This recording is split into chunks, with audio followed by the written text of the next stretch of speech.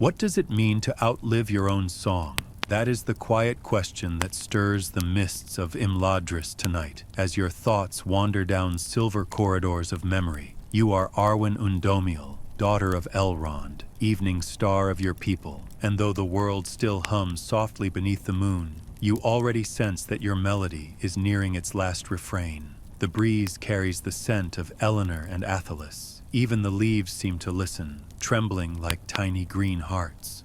Beyond the balcony, the Anduin glimmers like a patient vein of light, flowing through centuries without complaint. Somewhere in the depths of your chest, something fragile flickers. Not grief, not yet, but its patient shadow waiting to bloom. You recall the first time you met him, Aragorn, young and awestruck, his courage still wrapped in wonder. He looked at you as mortals look at starlight, both comforted and terrified. It was then that you glimpsed the curse of love made across the span of eternity. Joy measured against loss, laughter against the ticking of time. You probably wouldn't survive this. So before you get comfortable, take a moment to like the video and subscribe, but only if you genuinely enjoy what I do here. I'm really curious, from which part of the world are you watching this video? Write your country in the comments. Let's see how far this little story has traveled. Now, dim the lights, maybe turn on a fan for that soft background hum, and let's ease into tonight's journey together. The night grows older, the stars blink like thoughts half remembered, and the wind hums a tune once taught by Lothlórien herself. The same tune you now hum absent-mindedly, unaware that even songs, like stars, are born, knowing they must fade. The candle trembles on your desk. Somewhere far below, Rivendell sleeps, but your heart does not. You walk beneath the golden malern trees of Lothlórien, their leaves whispering the language of memory, a dialect only the heart can truly translate. Here the air itself glows, each ray of light suspended like a sigh caught between worlds, and you feel the weight of your choice pressing softly upon your shoulders.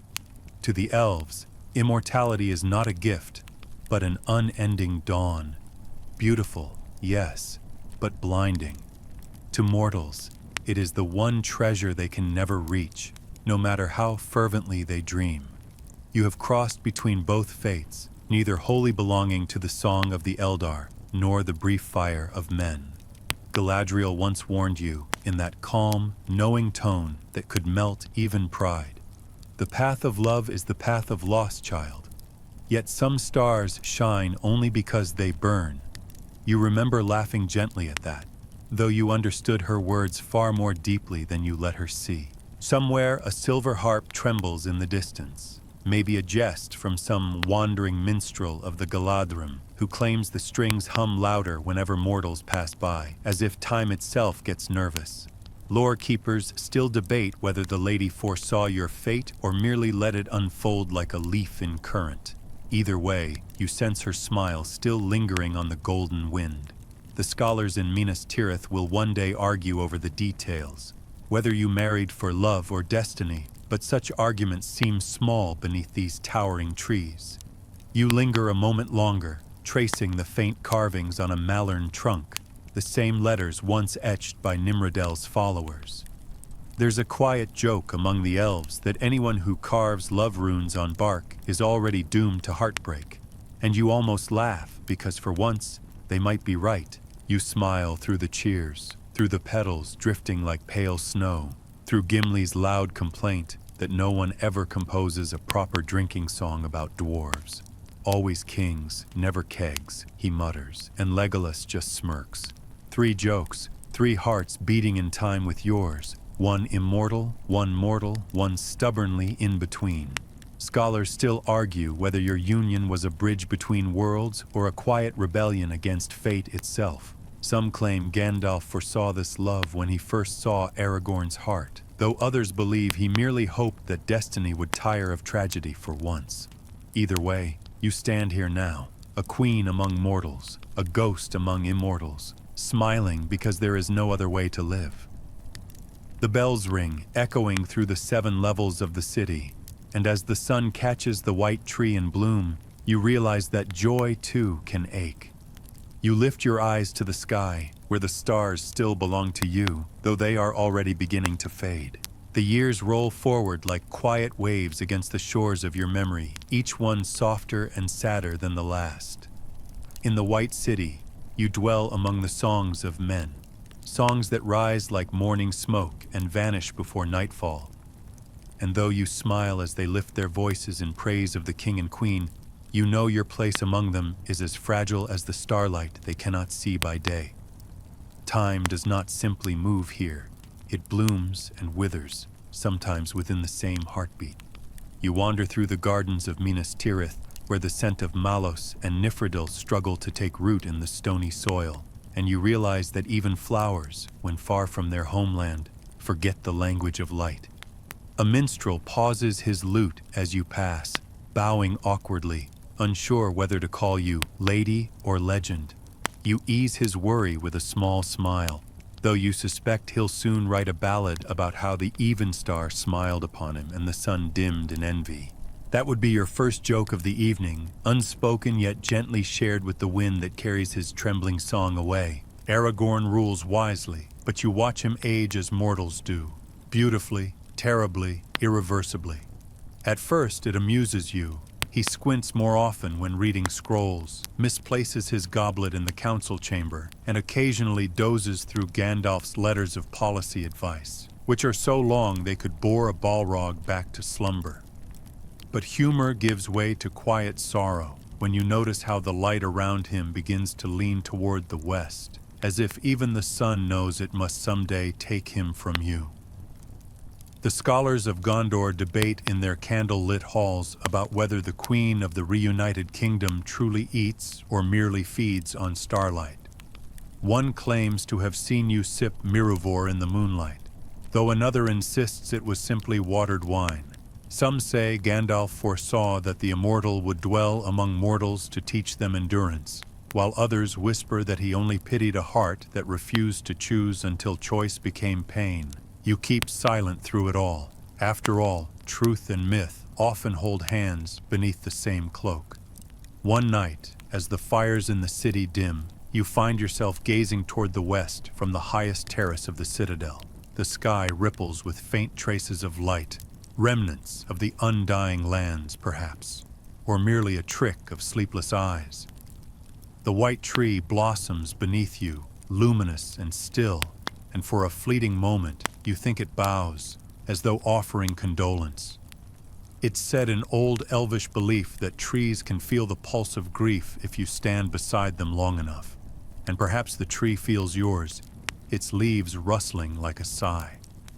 The wind brings with it the smell of the sea, faint but cruel, and you clutch the railing as if holding back a tide. You imagine your father's ship gliding westward years ago, his figure cloaked in sorrow, the air around him glowing with the same ache that now lives inside you. You whisper his name, but even echoes have left this place. The jesters of Gondor, always seeking to ease mortal fear, sometimes compose ridiculous plays about the royal family. One particularly bold troupe performed a farce where Queen Arwen misheard her husband's orders and sent a barrel of elven wine instead of soldiers to a border fort. The entire court roared with laughter, even Aragorn's, though you sat quietly in the shadows, smiling for their sake. Afterward, he squeezed your hand and murmured, "Even gods are allowed to laugh, my love." You teased him that if you were truly divine, you'd have granted him better ears. He laughed, a warm, mortal sound that melted the chill from your bones. Your second joke, and perhaps your last shared one. As the years slip by, the laughter grows rarer. The sound of your footsteps in the palace corridors becomes the only music that does not age. The halls echo differently now, emptier, though no wall has crumbled. Eowyn visits sometimes from Ithilien, her hair now silver-streaked, her spirit still fierce. She teases you for your melancholy, claiming that even the Rohirrim sing merrier dirges. You remind her that elves have never been known for cheerful funerals, and she snorts, claiming she'll arrange one herself when the time comes just to prove you wrong. You both laugh until your eyes sting, For a moment, it feels almost like the early days again, when every dawn carried a promise rather than a reckoning. But even immortal laughter cannot outlast mortal years. The day comes when he no longer rises from the throne. You watch him fade, each breath more precious than any jewel ever carved by dwarves. His eyes, still full of love, meet yours one last time, and in that gaze you see reflected every dawn you've ever watched together. He says your name, softly, reverently, and the world seems to still, as if even the wind refuses to interrupt. You do not cry then, you cannot. Tears belong to mortals, and though you chose their world, sorrow itself denies you its small mercy. You kiss his forehead, feel the warmth leave, and somewhere deep inside you, an ancient star flickers once and goes out. The historians of Gondor will write that Queen Arwen Undómiel stood silent as her king departed the circles of the world. Some will say she returned to Rivendell that very night.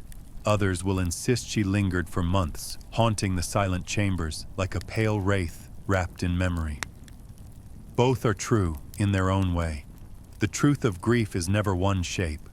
It changes with every heartbeat. You remain for a season, perhaps two, watching the kingdom carry on. The children laugh in the courtyards, unknowing, and their joy sounds almost like a cruel jest.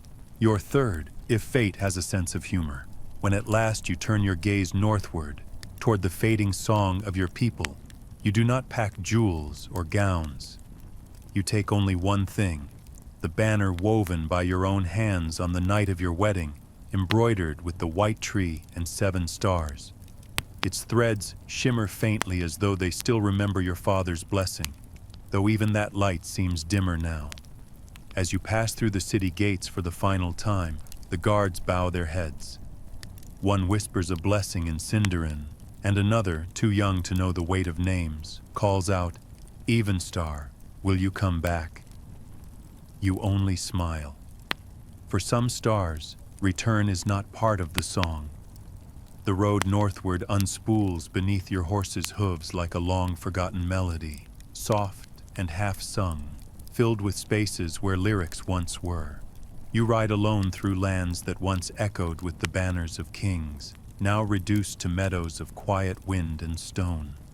The kingdom of Arnor lies broken before you, shattered walls that once guarded proud hearts, and tower ruins leaning like old men trying to remember where their glory went.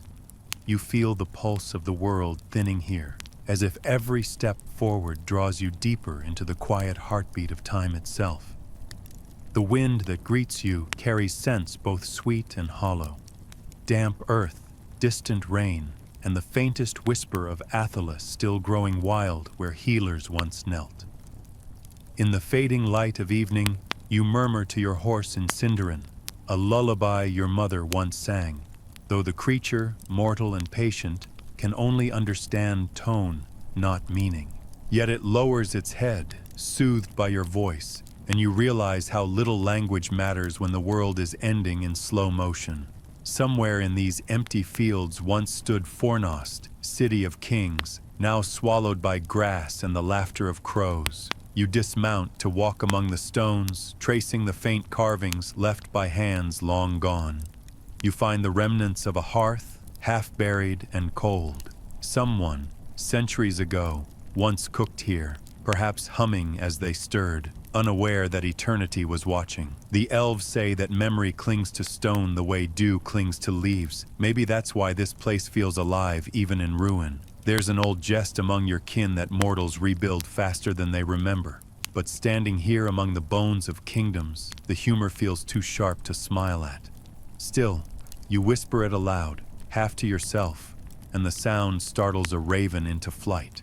Your first accidental joke since you left the city, and the bird's caw feels like reluctant applause. The night descends slowly, wrapping the land in a silver haze. You make camp beneath the remnants of an ancient oak, its branches creaking with the dignity of age. Once this might have frightened you, to sleep alone under such vast and indifferent stars, but now the solitude feels almost sacred. You kindle a small fire, watching its reflection tremble in your eyes, and for a moment you pretend Aragorn sits beside you again, humming the tune of the Dunedain marches, off-key as ever. You smile at the thought. It's said in the Red Book that the king once tried to learn an Elvish ballad, but forgot the words halfway through and replaced them with the names of his horses. You can almost hear his voice now, muffled by distance and time, and the memory is both balm and blade. Some lore masters of the West insist that the spirits of men and elves never meet again after death, that they are divided by Iru's design, each to their own realm. Others whisper that those who share love strong enough to alter destiny may walk the edges of the same dream. You cling to that whisper like a thread of gold in the dark. Perhaps someday, in a place beyond songs, you will see him again. Perhaps not. The debate itself comforts you. It keeps the mind busy, like embroidery for a restless heart. You laugh softly, thinking how the scholars of Minas Tirith would delight to know that Arwen Undómiel herself ponders their endless arguments while roasting dried roots over a tiny flame. A queen reduced to camping, you murmur, amused at your own absurdity. The second joke of the road. As dawn creeps pale and uncertain, you rise and ride again. The rivers you cross whisper in unfamiliar accents, reshaped by the centuries, yet they still know your name. Birds follow for a while, curious perhaps, before losing interest and drifting toward warmer lands. You pass through Bree at dusk, unnoticed. The inn that once echoed with laughter and the clatter of mugs is quieter now. Even the prancing pony seems tired of its own stories. The innkeeper's grandson greets you without recognition. To him, you are simply another traveler cloaked in twilight. He offers you bread and honey, and when you pay with an old silver coin from Gondor, he squints and mutters, "Bit fancy for the likes of us, lady."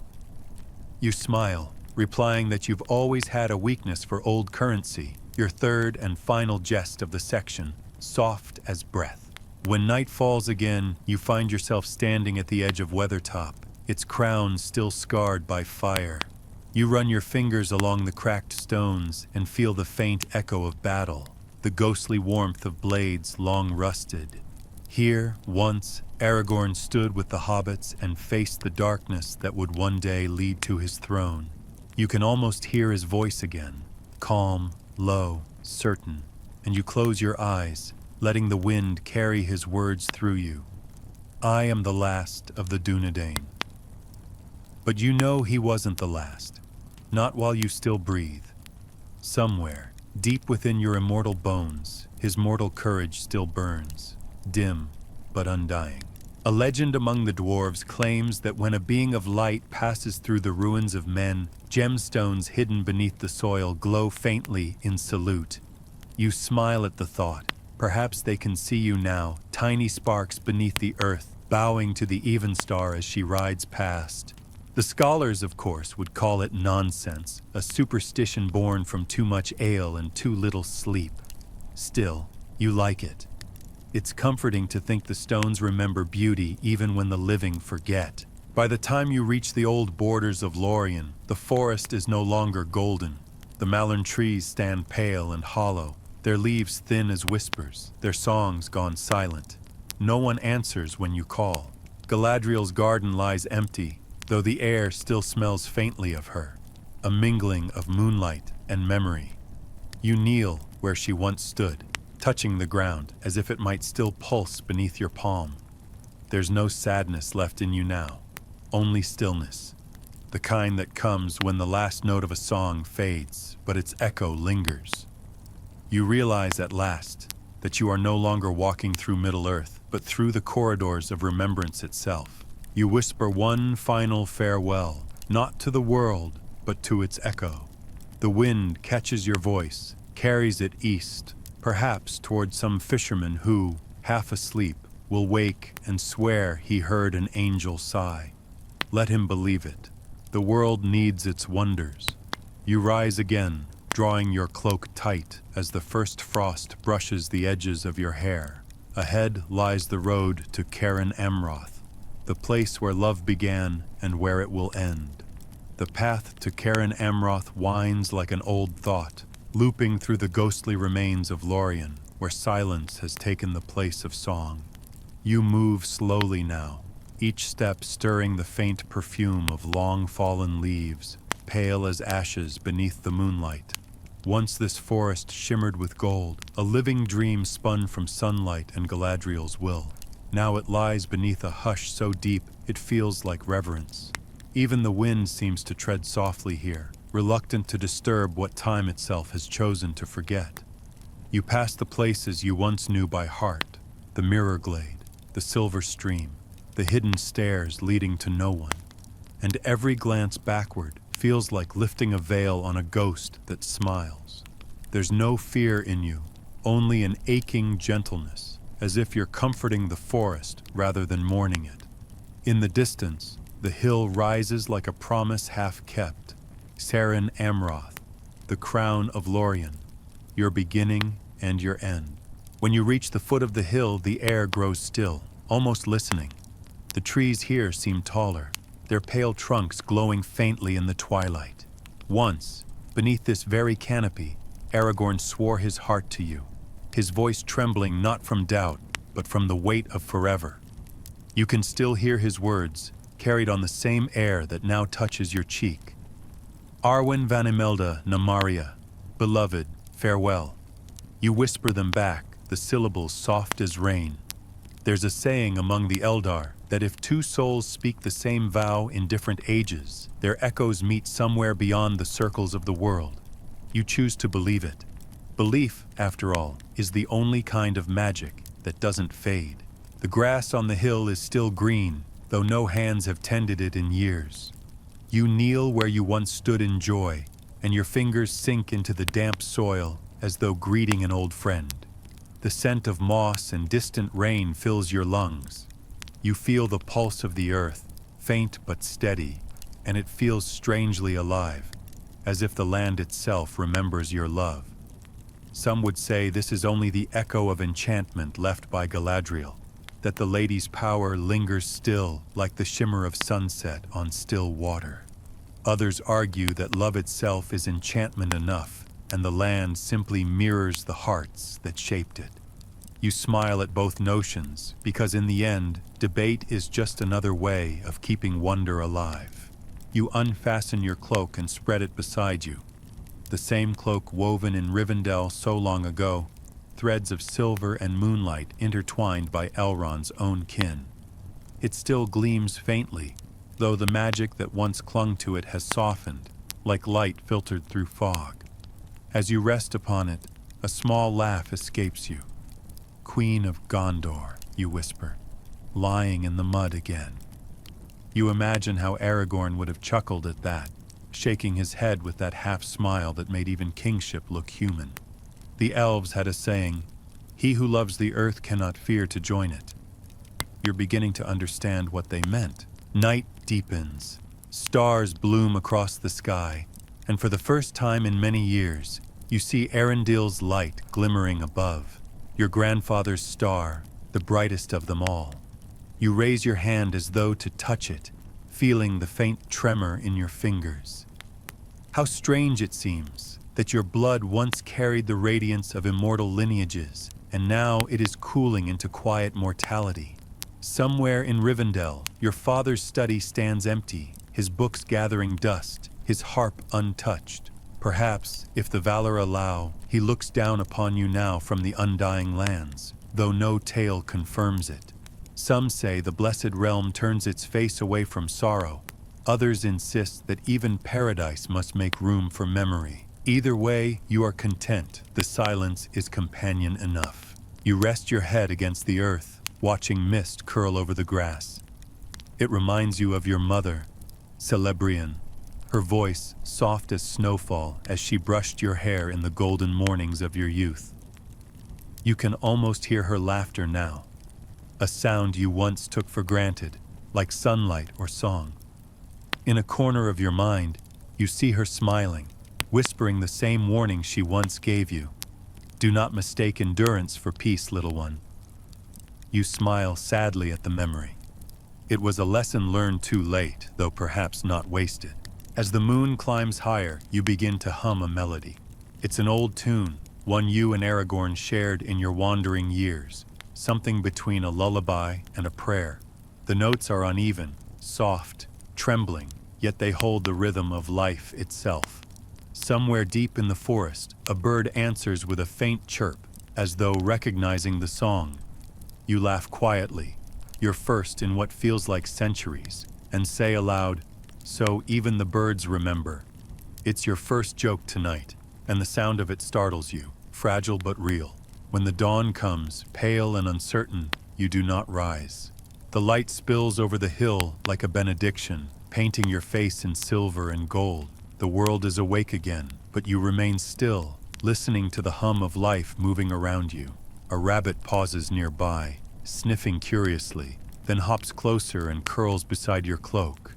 The sight makes you smile faintly, your second jest of the morning, that the Evenstar's last companion should be a creature so small and unburdened. You think Aragorn would have approved. He had a fondness for simple company after all. The wind shifts, carrying with it the faintest sound, perhaps memory, perhaps something more. For a heartbeat, you hear his voice again, calm, certain, calling your name from beyond the veil of dawn. Arwen. It's so real you almost answer, but instead, you close your eyes and let the sound wash through you, neither clinging nor fleeing. If love was your bridge, this is where it leads, into silence, into peace, into the final unknowing. There's an old belief among the Númenóreans that when a mortal's heart dies in perfect stillness, the stars themselves lean closer, curious. You feel them now, not above you but around you, gathering like watchful friends. And then, quietly, like a candle sighing in the breeze, your light fades, not vanishing, not dying, but folding back into the world as starlight returns to the sea. The grass stirs where you lie, soft as breath. Somewhere in the distance, a new flower blooms, small, white, and trembling, though no one will ever record its name. The bards of later years will debate where exactly the Evenstar's spirit went, to the halls of Mandos, to some secret shore beyond mortal reach, or simply into the roots of Cairn Amroth itself. None will agree, and perhaps that's as it should be. Mystery is mercy, after all. Your third and final jest drifts through your fading mind like a sigh. I suppose immortality was never about lasting forever, only about remembering long enough to say goodbye properly. And with that thought, the world grows quiet, and the wind, gentle, endless, carries your story home. In the months that follow, word spreads quietly through Gondor and beyond. Pilgrims travel north in secret, some seeking solace, others simple curiosity. They bring flowers, songs, and even a few poorly drawn sketches that fail to capture what you were. Many weep without knowing why. The king's tomb glows faintly at night, they say, as though lit by a distant star. The old lore keepers debate whether this is the work of elven enchantment or merely tricks of the moon. But among the Dúnedain there grows a belief, whispered by rangers around their campfires, that whenever a good deed is done without hope of reward, a soft wind passes through the trees, and they call it Arwen's breath. Whether true or not, it comforts them. The scholars, of course, will not rest easily. One writes that your spirit must have crossed into the halls of Mandos despite your mortal choice, for the Valar surely would not deny the daughter of Elrond. Another argues you faded entirely, neither elf nor man, a lost harmony between two worlds. And then there are the poets, those reckless historians of the heart, who insist that love itself carved you a place beyond even the Valar's judgment, somewhere between starlight and dawn. The debate endures like a song with no final note, and perhaps that is the truest immortality of all. Not to be certain, but to be wondered about. Meanwhile, nature does what it always does. It remembers in its own quiet way. The seasons turn. Spring arrives reluctantly, shy and thin at first, then swelling into its full green chorus. Around your resting place bloom countless small flowers of no known name, their petals pale as moon milk. They smell faintly of apples and rain. The first ranger to find them reports the discovery to his captain, who shakes his head and mutters that the world simply grows stranger with each passing age. Yet he, too, kneels before the flowers before leaving, as though some part of him understands. An old dwarf passing through, Gimli himself, older than stone and slower than patience, stops when he sees the hill. He removes his helm, mutters something about too much beauty for one lifetime, and leaves behind a small gem, rough cut and unpolished. It's not Lothlórien gold, he says, but it'll do. He laughs once, deep and cracked, then walks away without looking back. That laugh is the last mortal sound the forest ever hears. Legolas comes later, sailing his light-footed way through the empty glades, his face unreadable in the dusk. The bow upon his back is still polished, though it has not been strung in years. He kneels where you lie, lays his hand upon the grass, and whispers a song older than any written tongue, a lament in the voice of the sea. The elves once believed that if you sing to the stars on the night of your dearest loss, the stars will bend slightly, listening. He sings long into the twilight, until even his voice begins to sound like the wind itself. When he rises, he looks west. Soon, he murmurs, but not yet. He will not linger much longer in Middle-earth. The call of the sea will claim him, and he will carry your memory across it. Some say that when his ship passes into the undying lands, the light of one new star flickers briefly over the horizon. Whether farewell or greeting, none can say. In the south, a new queen rules. She keeps a single tapestry in her chamber, one woven long before her time, showing a dark-haired woman beneath a tree of silver bloom. She never explains its meaning to her courtiers, though she is often found gazing at it in silence. Her children grow up asking who the lady is, and she tells them only, someone who loved greatly and therefore lives still. The line of Elisar continues, their blood carrying a trace of your light. Occasionally, one of them dreams of a starlit glade and a soft voice saying, "Do not fear the dusk." When they wake, they feel strangely comforted, though they do not understand why. The dwarves, ever practical, begin calling the white flowers on Seren Amroth Elf's farewell, though they joke that if anyone tried to sell them, they'd wilt out of pride. In their halls beneath the mountains, they tell the tale of how an elf maid once gave up eternity for love, and they always embellish the ending with some bawdy jest about the endurance of men. Still, when the ale runs low and the laughter fades, even the toughest dwarf grows quiet, staring into his mug as though seeing something distant and bright. Braver than most warriors, they'll admit gruffly, and raise a toast to you before returning to their hammers. Yet perhaps the truest remembrance of all comes from no person, no race, but from the world itself. Each dusk, when the first star appears, a faint hum stirs the air, not a melody, not words, but a vibration, like a harp string plucked by the unseen. It travels through the leaves and stones, through rivers and sleeping valleys, until it dissolves into the sea. The wise say it is the echo of the evening star, a final resonance of your soul moving through the fabric of Arda. The skeptics naturally attribute it to shifting air currents, but even they, when walking alone under a clear night sky, sometimes pause, shivering, unable to explain why they suddenly feel both sorrow and peace. And so your story endures not in tombs or scrolls, but in moments, in the hush before sunrise, in the hush after loss, in the fragile shimmer that lives between endings. To mortals, you are legend. To the elves, memory. To the world, a whisper it cannot forget.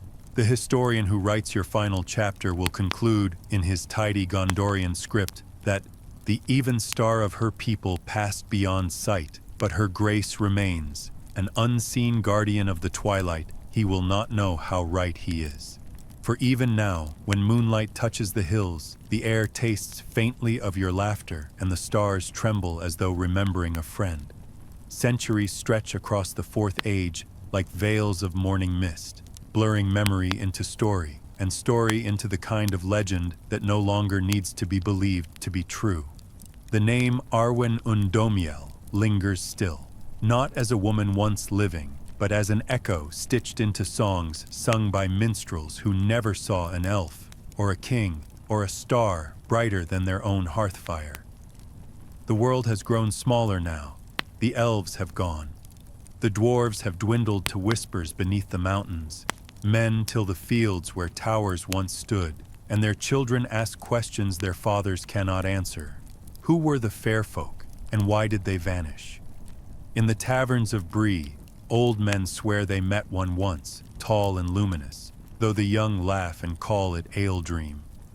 Yet when the wind passes through the valley on moonless nights, every lantern flickers, and a hush falls, that brief, breathless quiet that feels like reverence even to those who do not know why. In Minas Tirith, the archives grow thicker than the walls that hold them.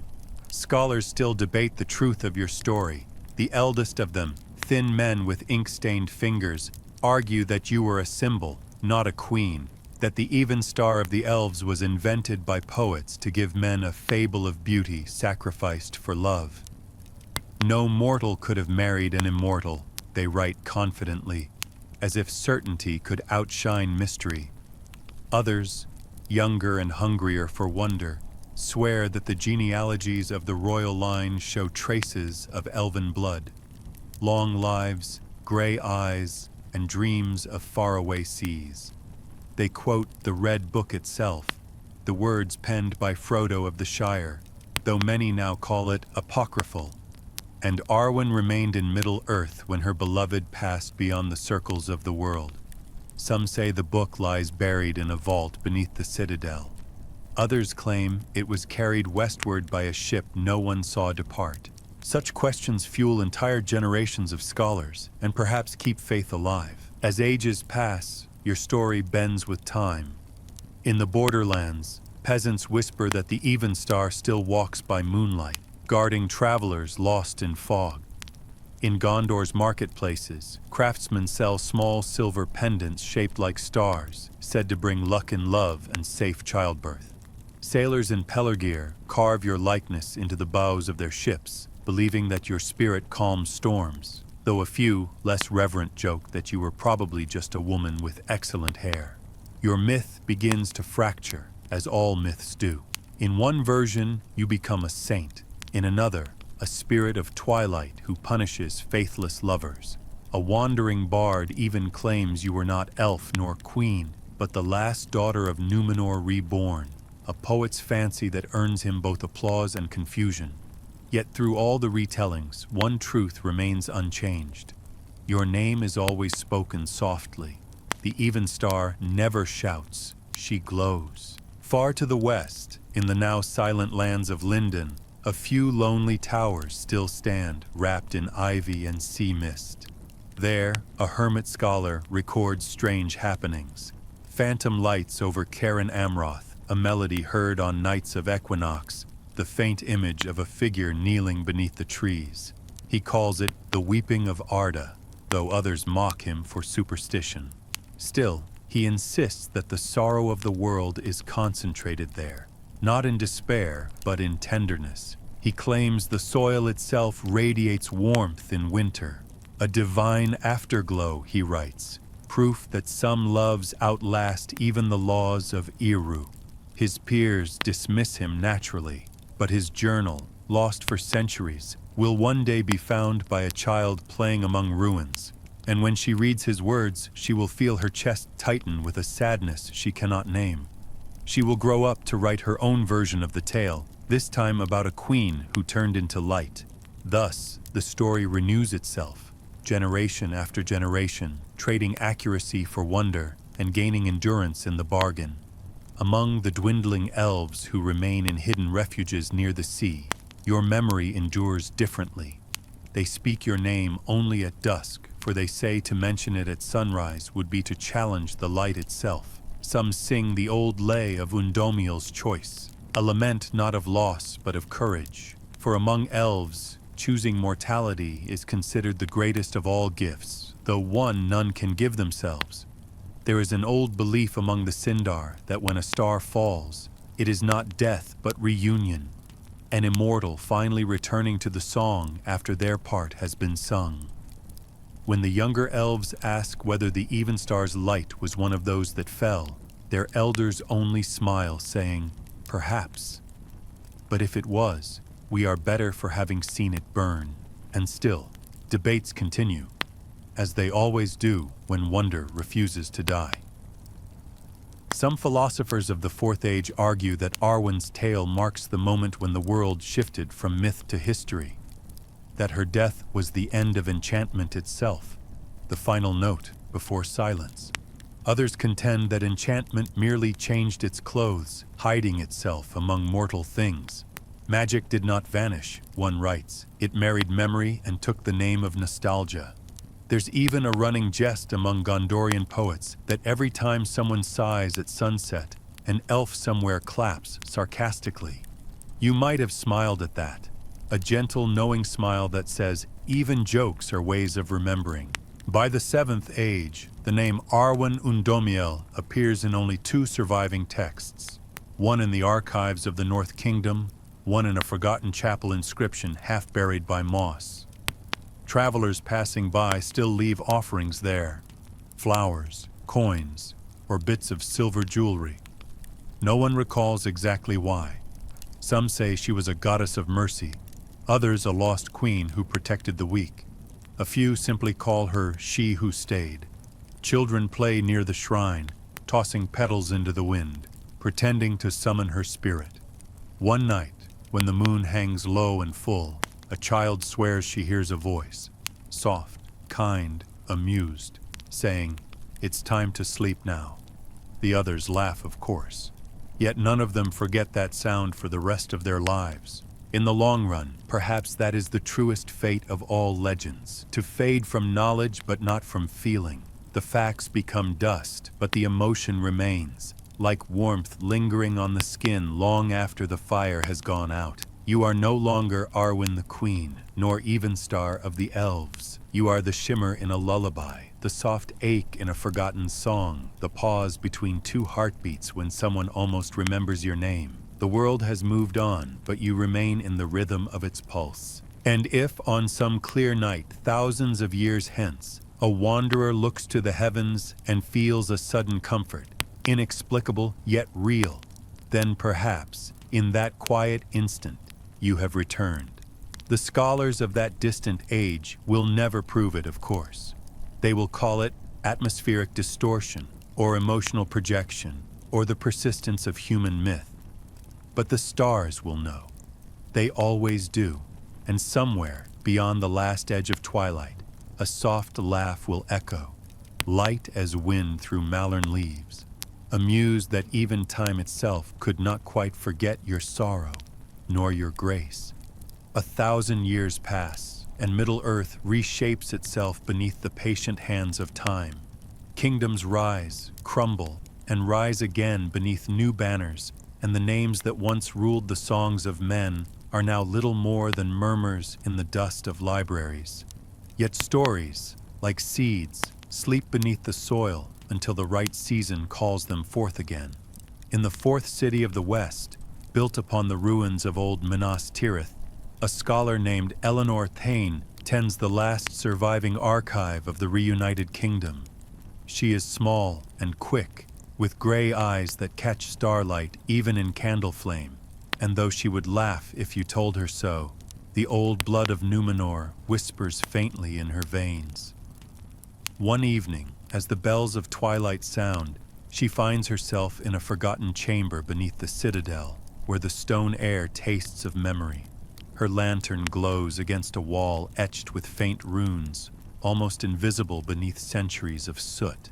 She brushes them gently with her sleeve, and a pattern emerges. 7 stars, a white tree, and beside them a single word, Undómiel. The name lingers in her mind for days. She finds no mention of it in her ledgers or the great chronicles of the city. Even the monks of the Lore Temple, who can recite 10,000 verses of ancient lays without error, look puzzled when she asks. An elvish word, perhaps, one mutters, means something about dusk. yet the sound of it stirs her heart with an inexplicable ache, the way forgotten music does when the first notes return after long silence. Determined, she begins her search. She scours ruined scrolls, piecing together fragments of songs written in trembling hands. The Evenstar shone for the last time over Cairn Amroth, the queen who chose twilight, the laughter that outlasted dawn. Each scrap feels like a thread drawn from some immense tapestry woven beyond memory. In time, she journeys north, beyond the settled lands, to where the ruins of Arnor sleep beneath centuries of moss and quiet rain. Few travel there now. The forests have reclaimed what stone once defied. She rides alone through shadowed vales, guided by maps copied from older maps, each one less accurate than the last. When the road vanishes entirely, she follows instinct, or perhaps something subtler than instinct, until the trees part to reveal a gentle hill rising from the mist. There, the air feels different, heavy with silence, but not empty.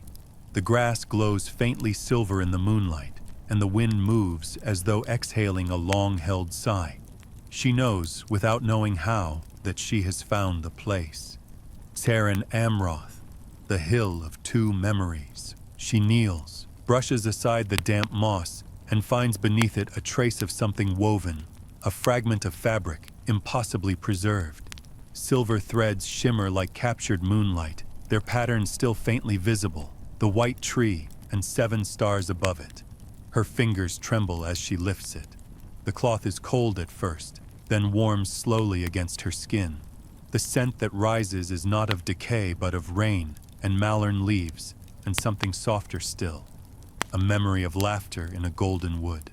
For a moment, she feels the weight of another presence, light yet vast, pressing gently around her. Not a ghost, not quite. More like a song remembering its own melody. She whispers the word again, Undómiel, and the trees stir, as though the forest itself has turned to listen.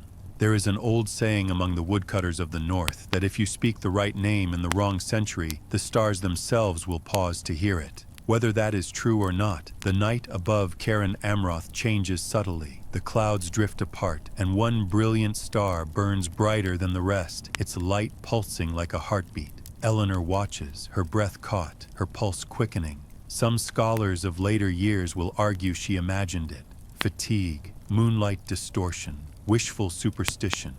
Others will note that on that very night, sailors in the far western sea recorded the sudden appearance of a new star above the horizon, visible for only a single hour.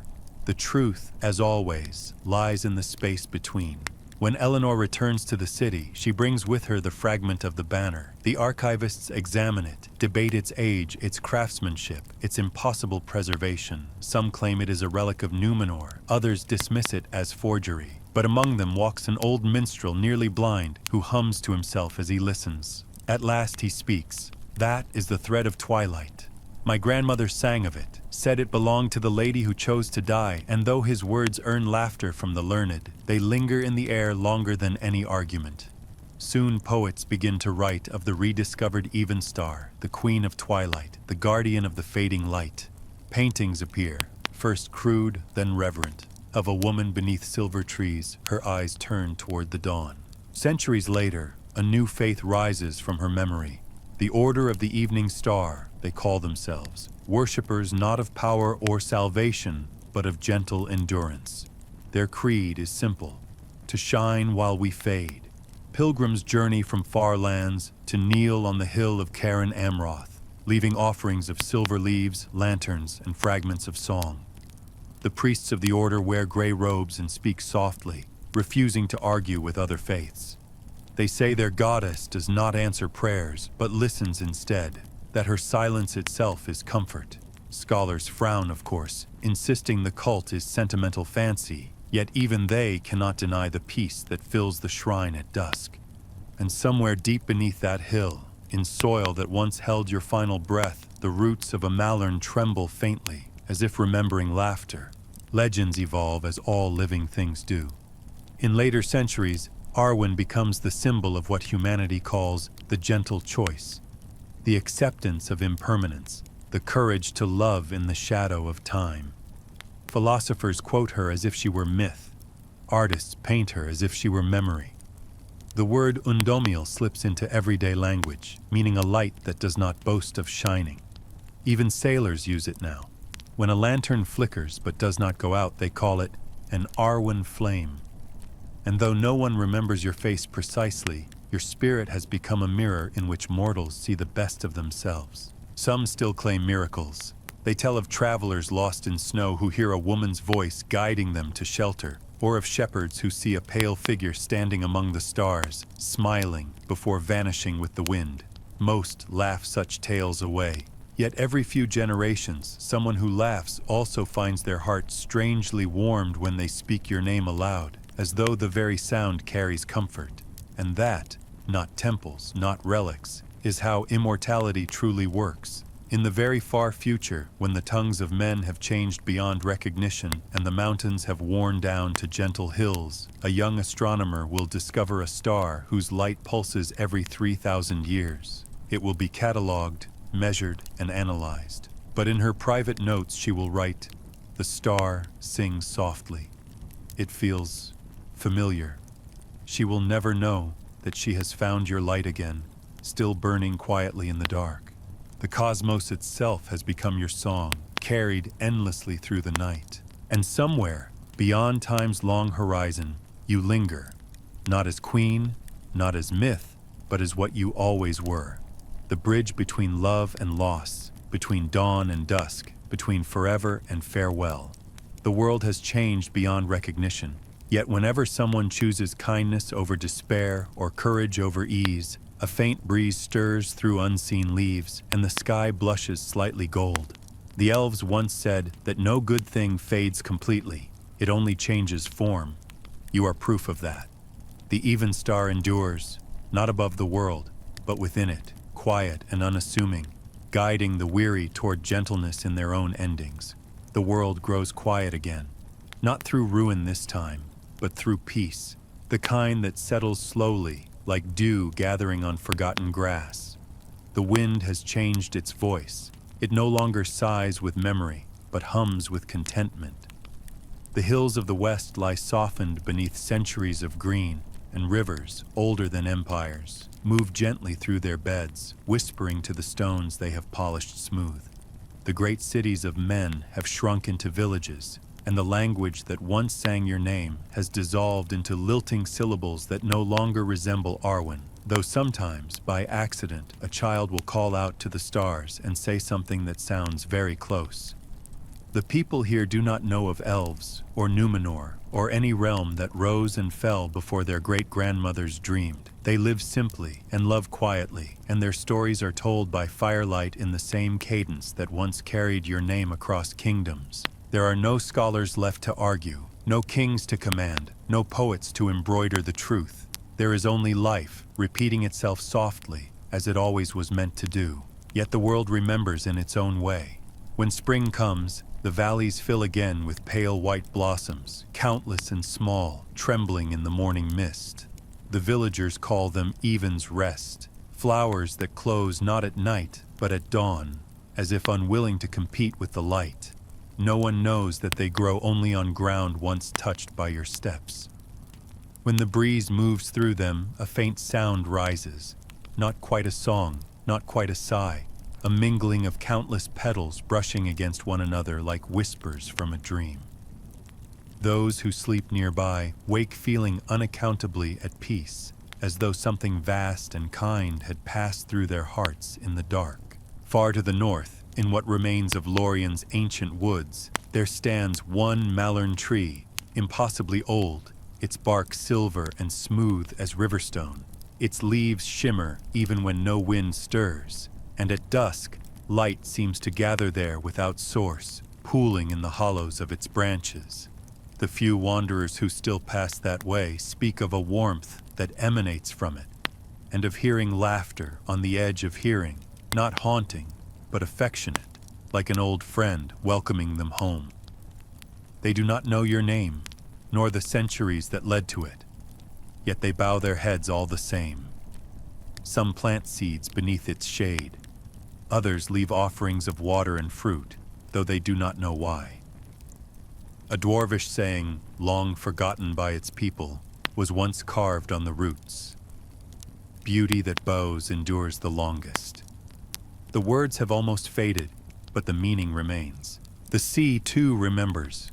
Each tide carries secrets back and forth like breath, a rhythm older than morning, older than joy. On moonlit nights, the waves glow faintly with pale light, and sailors who see it whisper that the ocean dreams of an ancient queen. Some call her the lady beneath the waves, others the star of the shore. There are tales that she listens to lost souls, guiding their ships safely through storms, her voice carried in the foam. The captains, grizzled and practical, insist it is only phosphorus or reflection, yet even they will remove their hats when the sea glows that way. Somewhere in that shimmering expanse, the memory of your last sigh drifts still, mingled with the breath of the world.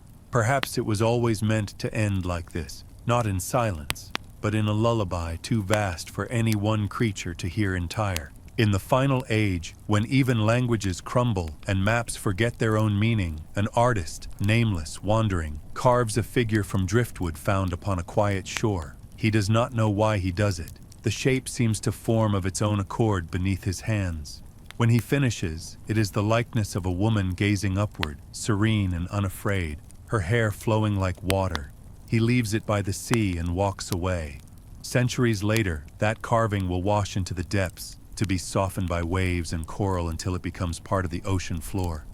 Another echo of something sacred, absorbed into the great, slow rhythm of the earth. Some say that when the stars dim at dawn, their light does not vanish but sinks softly into the rivers. In the valley, once called Imladris, there still runs a stream so clear it mirrors the heavens perfectly. The locals name it Elena, the water of morning. It winds through the stones of what used to be Rivendell, though now only swallows and wildflowers live among the ruins. If you stand by it long enough, you can hear a faint music rising from the current, a melody made of distance and dream.